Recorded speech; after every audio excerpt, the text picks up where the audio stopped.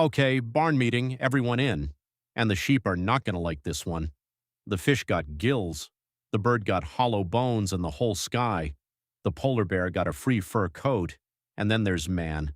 Man who catches fire standing in the same sun that gives the rest of us a nice tan. Man whose back gives out at 30. Man whose females nearly die having one baby, while the barn cat pumps out 6 before lunch. Man's the only one who looked around at his own planet and went, yeah, this ain't it. So real question. What if man doesn't fit here because man isn't from here? The lizard suns himself for hours, absolutely unbothered. Dogs, cats, horses, elephants, out here living their whole lives under this sun completely fine. Fur, scales, skin tone, all factory matched to our star. Man's? Recalled? Man literally has to slather paste on himself just to go outside without becoming a rotisserie. Sit with that for a sec. Man invented sunscreen because the sun, the literal center of his solar system, is openly trying to end him. Now check his back. 4 out of 5 of them get chronic back pain, and when 4 out of 5 share the same defect, you stop blaming the customer and start side-eyeing the factory. His spine's basically a flat bridge that somebody stood up vertical without reading the manual. The little discs get crushed by gravity they never signed up for. Kangaroos and ostriches stand upright all day, 0 complaints. Their bodies were built for it from the jump. Man's got a software update he didn't ask for. It bricked the device. Then there's childbirth. Buckle up. No animal on this farm has a worse time giving birth than man. The baby's heads barely fit out the door. Before modern medicine, having a baby was a top way for the females to die the whole way back. No other animal regularly dies delivering a perfectly healthy kid. Just man. The premium edition. A horse foals in like 30 minutes. Foals up and walking before the hour's out. Man's baby can't even hold its own head up for months.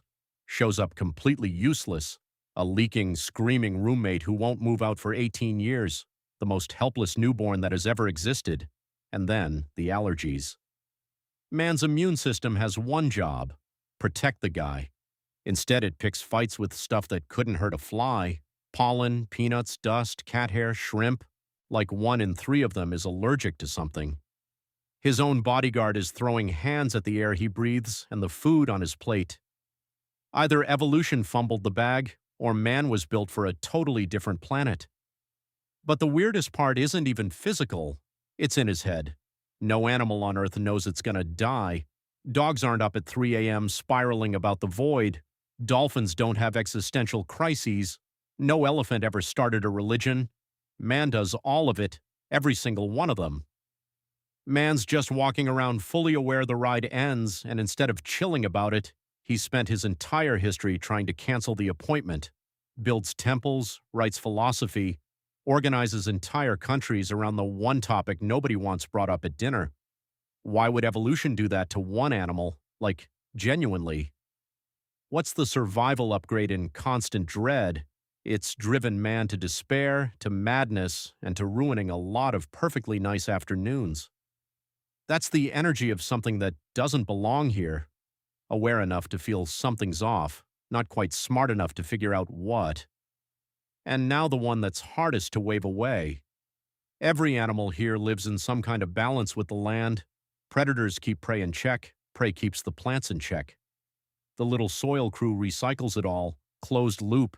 Everybody does their chores, except man. Man clear-cuts the forests, man poisons the rivers, man pumps the air full of gas that cranks the planet's thermostat. Man's driven countless animals extinct, and he's somehow speeding up. Man's not playing his part in the ecosystem. Man's returning it for a refund. And honestly, that's textbook invasive species behavior. Something dropped onto a planet it wasn't built for. Ignores all the rules because the rules weren't written for it. So if man doesn't belong here, where'd he come from? In 1973, a scientist named Francis Crick dropped a paper that should have made everyone choke on their coffee. Years earlier, he'd won the top prize for cracking how the tiny coil that carries life's instructions actually works. Not some guy yelling in a parking lot, one of the smartest humans who ever lived. And in that paper, with chemist Leslie Orgel, he floated something wild. He called it directed panspermia, the idea that life on Earth didn't start on Earth, that it got shipped here on purpose by some smart civilization out among the stars. The guy who decoded DNA looked at the whole story and basically went, yeah, the math ain't mathing, and the evidence backing him up is weirdly hard to clown on. Life showed up around 3.8 billion years ago. Earth itself is only about 4.5 billion years old, so life appeared just 700 million years after the planet formed. In geology terms, that's same-day delivery. The planet was still getting pelted by asteroids, still cooling off from being a molten hellscape, and life just showed up the second the doors opened. Scientists have always found that timing a little sus. Then there's the Murchison meteorite. In 1969, a space rock face planted into Australia. They crack it open and find over 90 amino acids inside, the building blocks of life, and some are the exact same ones in every living thing on Earth, organic chemistry, just out here hitchhiking on a rock. And get this, we know life can actually survive out there. Tardigrades, those microscopic little 8-legged gummy bears, have been chucked into the vacuum of space, blasted with cosmic radiation, frozen near absolute zero, and they just shrugged. In 2019, an Israeli spacecraft carrying them crashed into the moon. Scientists think some might still be alive up there, just chilling on the moon, waiting, vibing. Life doesn't only do Earth, it can absolutely thumb a ride between worlds. In 2013, Dr. Ellis Silver wrote a book called Humans Are Not From Earth, rounding up all the proof that man is hilariously underbuilt for this planet. The sunburn, the back pain, the allergies, the terrifying childbirth. Even his internal clock running slightly off from a 24-hour day like permanent jet lag. He argued these aren't random evolution quirks, they're receipts from another planet. But here's where it gets messy, because mainstream biology has a pretty solid answer for almost all of it. It's called evolutionary mismatch, and honestly, it might be cooler than the alien thing. Back pain. Man only started walking upright like 6 million years ago. Sounds ancient, right? But evolution is slow, painfully slow. His spine just hasn't had enough generations to figure out this whole standing thing. He's basically still running the beta that never got patched. Sunburn, man ditched his body hair. Best theory, cooling off. When his ancestors left the forest for the open grassland, they needed to dump heat while jogging for hours under a brutal sun. Sweat works way better on bare skin than through fur, so man traded his coat for the power to outjog literally every animal on the plain. The sunburn's just the subscription fee. Childbirth. His skull got bigger faster than the exit could widen. They call it the obstetric dilemma. Evolution tried to make him smarter and keep him upright at the same time, and the pelvis got stuck doing both. It's messy, it's dangerous, but it tracks. Even the wrecking the planet thing has a clean explanation. Man evolved in tiny groups where resources felt infinite compared to how few of them there were. His brain's wired for don't starve this week, not manage an entire planet. Man's not an alien invader. Man's just an animal that got way too powerful, way too fast for his own wiring to handle. So that settles it, right? Hey, not quite. Because even with all those tidy answers, there's one thing biology still can't fully explain: the speed. In 4 billion years of life on Earth, nothing has ever pulled off what man did. Dolphins have been around like 50 million years, super smart, tight social lives, big gossips, and in all that time never built a single tool, not one. Chimps figured out sticks about 4 million years ago, haven't shipped an update since, still on Stick 1.0. And then there's man.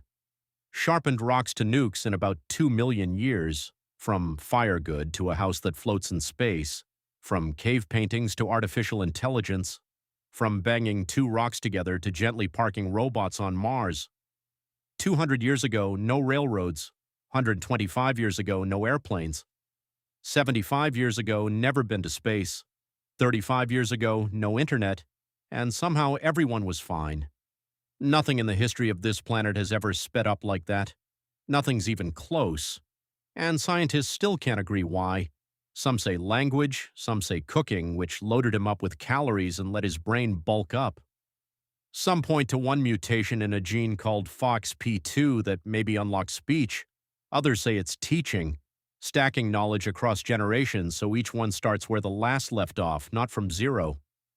All of that probably helped, but none of it fully explains how absurdly fast it happened. Every other smart animal took tens of millions of years to level up slowly. Man went from leopard snack to running the whole planet in a geological blink. Crick couldn't explain it. Silver couldn't explain it. And modern biology explains pieces of it. But not the whole thing. Not yet. The most honest answer science has is, we don't fully know. We've got some pieces. We do not have the box the puzzle came in. And that's what keeps the question alive. Look, real talk. It's probably not true that man's an alien. The evolution evidence is strong. Mismatch theory handles most of his weirdness. Man's almost certainly a product of this planet, shaped by the same forces as everything else here. But almost certainly is doing a lot of heavy lifting in that sentence. And when the smartest of his kind, including a founding father of genetics, looks at the evidence and says something here doesn't add up, that's not tinfoil hat talk. That's just science doing its actual job. Asking the uncomfortable question and being honest when the answer comes out messy. Same curiosity that made him look up at the stars in the first place. Same restlessness that built the rockets and the telescopes and flung little robots at other planets just to see what's out there. Maybe that restlessness isn't a bug. Maybe it's a clue. Because if man is from here, he's easily the strangest thing this planet has ever cooked up. An animal that burns in his own sunlight, buckles under his own gravity, and can't stop staring at the sky wondering where he actually came from. And if man's not from here, then he's been homesick for 200,000 years, and nobody told him.